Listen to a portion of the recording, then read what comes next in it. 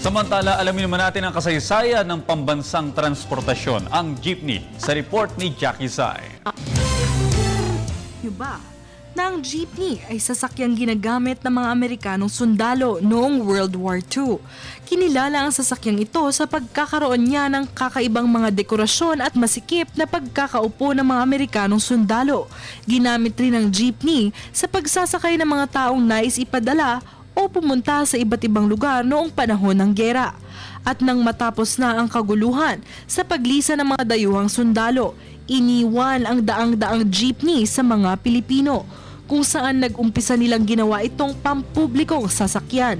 At dito, umusbong ang iba't ibang pagsasaayos ng jeepney na nalagyan na ng mga bakal na bubong, paggamit ng mga makukulay na pinta at disenyo upang mahikayat sumakay ang mga tao.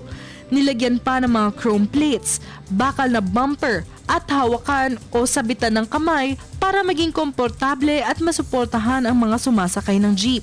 Sa pagtanggap ng gobyerno sa paggamit ng sasakyang ito, nagbigay ang pamahalaan ng mga palatuntunan sa mga drivers at pasahero upang maisaayos ang daloy ng mga sasakyan na siyang ngayon isang sikat na sasakyang pampubliko ng Pilipinas.